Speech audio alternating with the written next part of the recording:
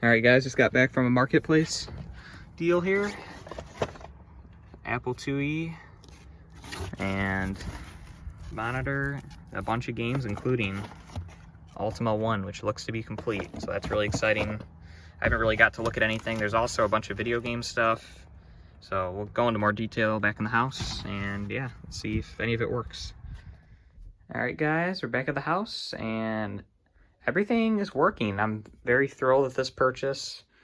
We have Ultima 1 running here, which is a very expensive game, which I didn't know when I first initially saw this. I've been looking for an Apple II for years, and I saw this nice clean one come up and it showed that it was working.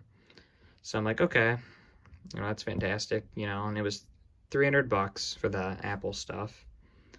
And I was, you know, kind of looking up some of the stuff in the pictures just to kind of make sure it was a good deal. And this game alone sells for like $700. Like, it's insane. Like, this is like the most expensive game in my collection now. And it seems to be complete. I haven't gone through. There's maps and manuals, and the coins are here. It's very cool. There it is right there. It's really cool. Let's get past the intro here. So I have the computer set up here. The top's off just because I had to plug in the drives and everything else. And I was just doing some testing. So, but the computer's in really good condition. Doesn't look like it right now, but it is. Everything's super clean. So there we go. There's the title screen. Ultima 1. So that's awesome. The CRT, by the way, is like really crisp. It's hard to catch on camera, but you can see. I mean, the scan lines are really nice. And if you wonder why it looks kind of strange, it's because there's actually a anti-glare filter over the CRT. It's actually like a cloth material over. Get a better view. Yeah, you can see it. But that's really cool. It's the Apple Monitor 3. And then here's the 2E. There's the board. It's super clean inside. And I'm not sure what these big cards are. If you know exactly what they do, I haven't done much research. Definitely let me know. He said that the power supply was recapped as well, so it should last for a long while. And here's the Apple discs. So there's the disc 2 and 1. There's a couple of the games, Marble Madness. There's some cool loose games. This is just the computer. I also got a lot of other stuff with it, which I will show you in a minute. Here's the joystick and the 2 Ultimate games. So really cool. Show it booting up. So it seeks for the disc. It says Apple II. Recognizes it. There we go. Ultima 1. So very cool. Again, I'm excited. So let's go look at the remainder of the stuff that was part of the lot. All right, so here's the remainder of the stuff. So let's just continue with the Apple stuff first off.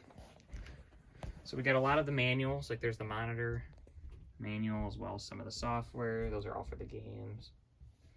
These are all just for some of the programs like DOS, AppleSoft, just other things.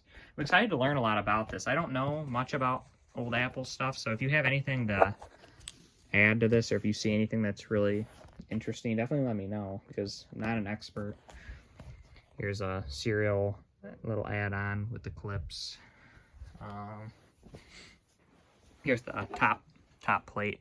It's kind of cool. It's held on with like almost like Velcro or something. It's just like friction. It doesn't. I thought it was going to be clipped on, and I was scared to take it off. I thought I was going to break the plastic. So it's kind of cool they did that.